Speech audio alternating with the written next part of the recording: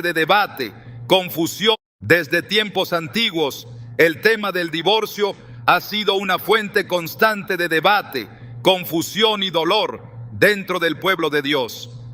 Muchos han experimentado la ruptura de un matrimonio como una marca indeleble en su alma, sintiendo que han fracasado no solo ante su pareja, sino también ante Dios. La pregunta que surge una y otra vez es la misma: ¿puede un cristiano volver a casarse después de un divorcio? Y quizás lo más impactante no es la duda, sino el temor que viene acompañándola. Ese miedo de haber perdido para siempre la oportunidad de vivir en plenitud bajo la bendición divina. Pero lo que muchos no saben es que Jesús no evitó este tema. No lo escondió. No se limitó a condenar en silencio.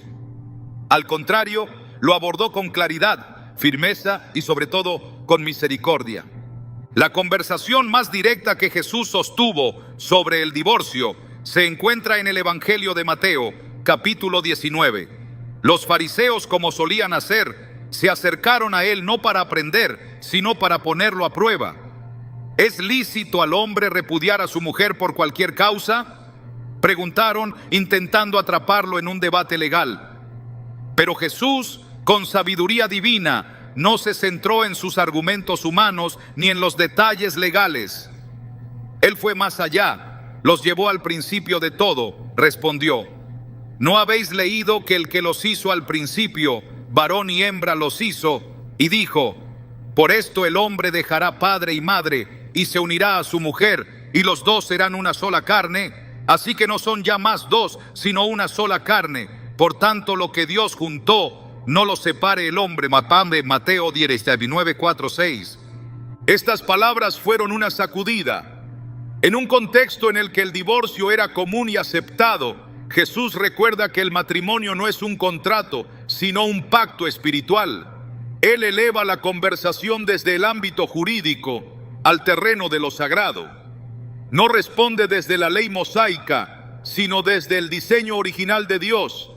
Y esto lo cambia todo, porque al llevarnos al principio, nos muestra que el matrimonio fue creado no como una carga, sino como una expresión profunda del corazón del Creador. Dos vidas que se convierten en una sola, no por costumbre, sino por obra divina, no por conveniencia, sino por propósito. Sin embargo, Jesús no se queda allí. Él sabe que la vida humana es compleja, que las heridas, los pecados y las decisiones erradas afectan incluso los pactos más sagrados. Por eso, cuando los fariseos insisten y preguntan por qué Moisés permitió dar carta de divorcio, Jesús responde con una verdad tan cruda como necesaria. Por la dureza de vuestro corazón, Moisés os permitió repudiar a vuestras mujeres, mas al principio no fue así. Mateo 19, 8. Aquí Jesús revela algo crucial. Dios nunca planeó el divorcio. No estaba en su diseño original. Pero por la dureza del corazón humano, por nuestra inclinación al egoísmo, a la traición y al pecado, se permitió una salida. No porque fuera lo ideal, sino porque era necesario proteger al inocente y limitar el daño. En esa respuesta se esconde una de las revelaciones más conmovedoras del carácter de Dios. Él no es un legislador frío que impone normas inflexibles. Es un Padre que conoce nuestras debilidades y que aún en medio del caos busca maneras de traer orden, restauración y justicia. Jesús no habla del divorcio para condenar, sino para traer luz. Su intención no es aplastar al que ha fallado, sino redirigirlo al corazón de Dios. Esto es algo que muchos no han entendido. Han tomado estas palabras como sentencia, cuando en realidad son una oportunidad para volver al diseño divino con humildad y obediencia. Es importante comprender que Jesús no solo ofrecía normas, sino que mostraba un camino. Y ese camino siempre está marcado por la verdad y la gracia. En Juan 1:14 se nos dice que Jesús vino lleno de gracia y de verdad, no una sin la otra. No verdad sin compasión, ni gracia sin dirección. En su enseñanza sobre el divorcio vemos exactamente ese equilibrio. Él no aprueba la frivolidad ni la rebeldía, pero tampoco cierra la puerta a quien ha sido quebrado. Esta es la esencia del Evangelio. Un Dios que llama al arrepentimiento, pero que también extiende su mano al caído. Cuando Jesús termina de hablar en Mateo 19, sus discípulos quedan asombrados. Le dicen: si así es la condición del hombre con su mujer, no conviene casarse. ¿Qué tan radical debieron sonar sus palabras para que incluso sus seguidores más cercanos se sintieran abrumados? Esto demuestra que Jesús no estaba suavizando el estándar divino. Él estaba restaurando su santidad, pero al mismo tiempo dejaba abierta la puerta para que aquellos que realmente desean vivir bajo la voluntad de Dios puedan encontrar redención y una nueva dirección. En muchos contextos religiosos, hablar del divorcio y del nuevo matrimonio se convierte en un terreno minado. Hay quienes afirman con dureza que todo segundo matrimonio es adulterio. Hay otros que predican una gracia desarraigada de la verdad. Pero Jesús nunca enseñó extremos. Su palabra es precisa. En Mateo 19:9 declara: y yo os digo que cualquiera que repudia a su mujer, salvo por causa de fornicación, y se casa con otra, comete adulterio. Aquí está la excepción que cambia el panorama. Jesús mismo reconoce que hay una causa legítima que rompe el vínculo del matrimonio, de forma que permite una nueva unión sin culpa. Y lo hace sin contradicciones, sin ambigüedades. ¿Significa esto que todo divorcio justifica un nuevo matrimonio? No. Pero también significa que no todo segundo matrimonio es pecado. La clave está en lo que Jesús señala: la causa, el corazón, la disposición espiritual. No es un permiso generalizado, sino una ventana específica que refleja la justicia de Dios. Él no castiga al inocente por el pecado del otro. No condena a quien fue traicionado o abandonado, cuando lo que anhela es restaurar su vida y guiarlo nuevamente a su propósito. Pensemos por un momento en la mujer samaritana en el capítulo 4 del Evangelio de Juan. Jesús se encuentra con ella junto al pozo y en una conversación profunda le revela que ha tenido 5 maridos y que el hombre con el que ahora vive no es su esposo. Podría haberla humillado, podría haberla rechazado, pero no lo hace. En cambio, le ofrece el agua viva, le muestra que él conoce su historia y aún así la busca. Este encuentro no valida su El error más común de quienes quieren darles todo a sus hijos trabajando como locos, te lo voy a contar ahora. Miren, pecado, pero sí valida su valor. Jesús no define a esta mujer por su pasado, sino por su capacidad de responder a la verdad. Esa escena revela el corazón de Cristo hacia quienes han vivido rupturas, errores y reinicios. Él no llama perfecta a la mujer samaritana, pero sí la llama a una nueva vida. De la misma manera, a todo cristiano que ha atravesado un divorcio, no le corresponde vivir en condenación perpetua, sino en arrepentimiento genuino, sanidad profunda y obediencia renovada. El propósito de Dios no se cancela por un fracaso, siempre que haya un corazón dispuesto a alinearse con su voluntad. Volver a casarse no es una decisión ligera, y Jesús lo deja claro, pero tampoco es una puerta cerrada para siempre. Su enseñanza no es un muro sin salida, sino un camino angosto, pero lleno de luz. A lo largo de la historia bíblica, Dios ha mostrado una y otra vez que su voluntad no se basa en legalismos, sino en relaciones transformadas. David cometió adulterio y asesinato, y sin embargo, Dios lo restauró. Pedro negó a Jesús 3 veces, pero fue llamado a pastorear su iglesia. Pablo persiguió cristianos, pero terminó escribiendo gran parte del Nuevo Testamento. ¿Crees que Dios no puede redimir también la historia de alguien que fracasó en su primer matrimonio? No se trata de justificar el pecado, sino de magnificar la gracia. No se trata de aprobar la ligereza, sino de restaurar a los heridos. El mensaje de Jesús sobre el divorcio no debe ser leído como una sentencia, sino como una invitación a vivir conforme al diseño original, sabiendo que hay redención incluso cuando hemos salido del camino. Es una llamada a reverenciar el matrimonio, pero también a reconocer que el Dios que instituyó el matrimonio es el mismo que sana, que restaura y que guía con amor a quienes han sido quebrantados.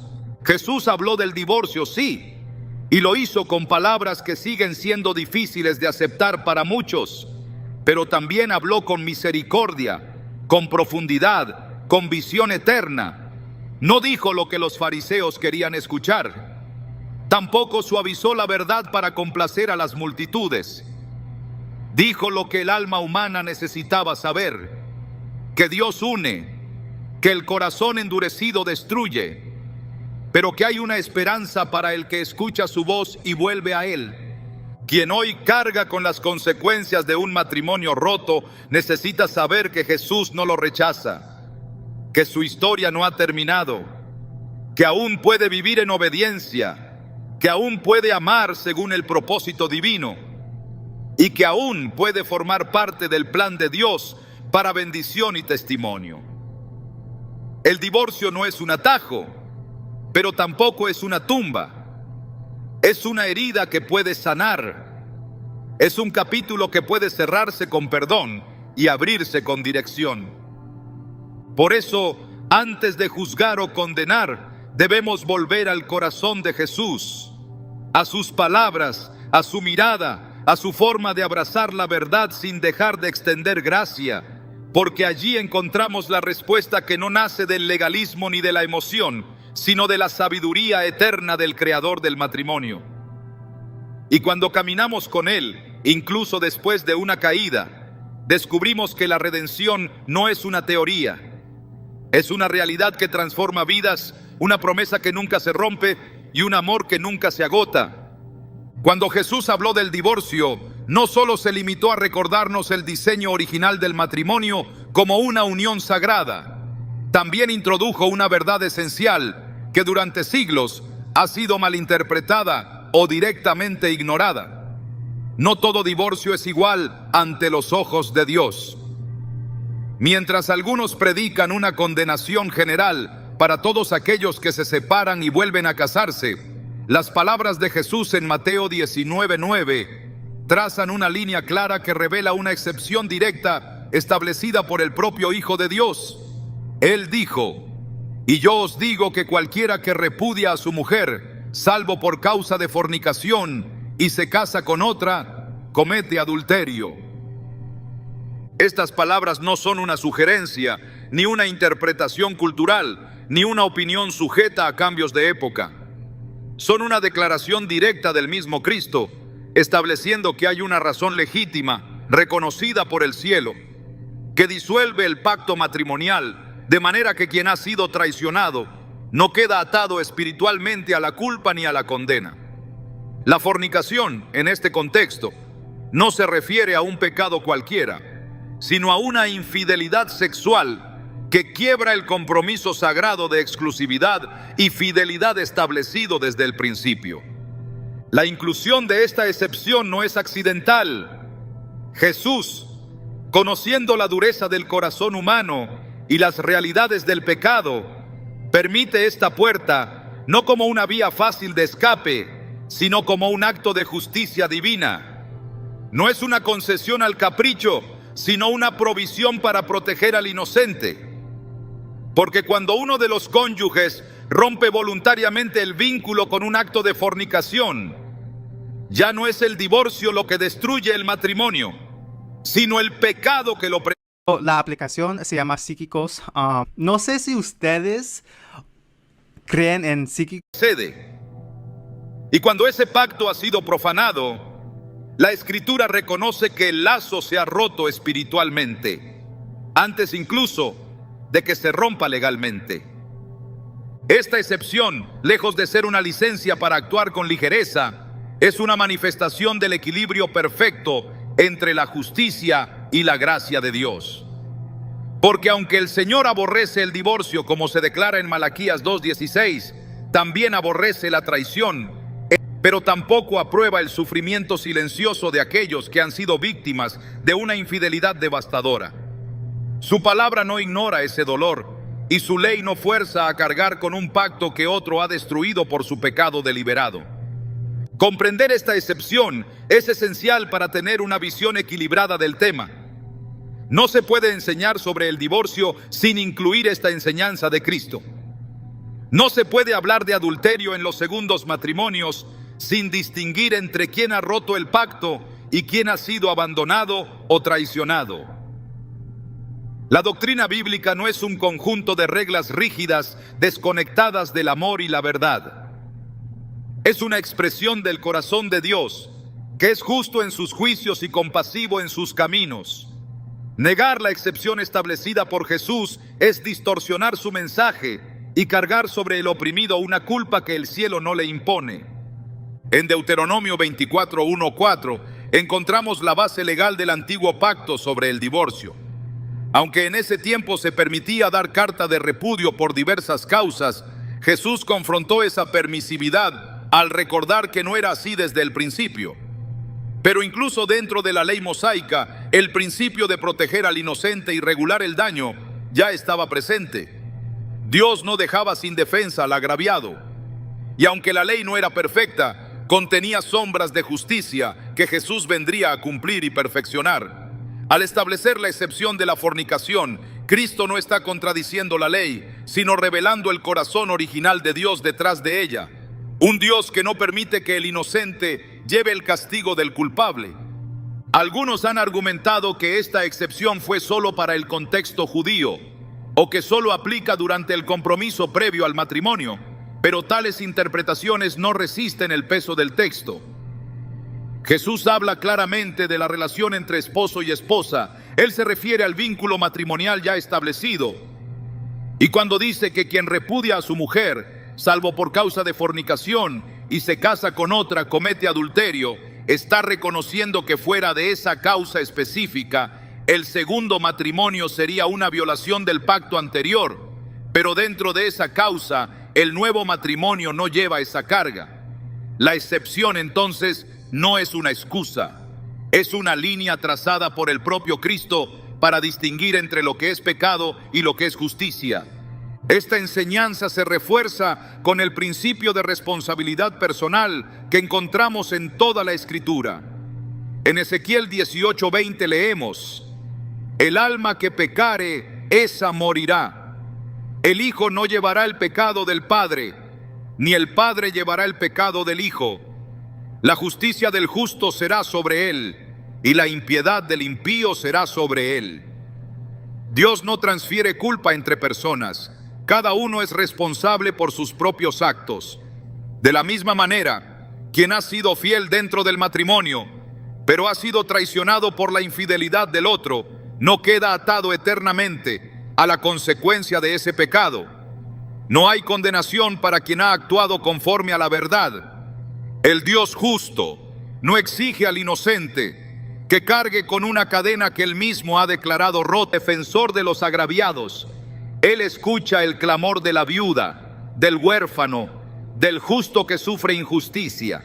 En Proverbios 17:15 se nos advierte: el que justifica al impío y el que condena al justo, ambos son igualmente abominación a Jehová. Aplicar esto al tema del divorcio y del nuevo matrimonio es esencial, porque declarar culpable a quien ha sido víctima es, según este versículo, una abominación delante de Dios. Y es justamente eso lo que ocurre cuando se niega la excepción que Jesús estableció. Se coloca bajo juicio al inocente y se lo obliga a vivir con la carga de un pecado que no ha cometido. En Romanos 7, Pablo habla de la ley del matrimonio y del vínculo que existe entre el hombre y la mujer. Dice que la mujer ley al marido mientras éste vive, pero que si el marido muere, ella queda libre para casarse con otro. Algunos toman este pasaje para afirmar que solo la muerte libera del pacto.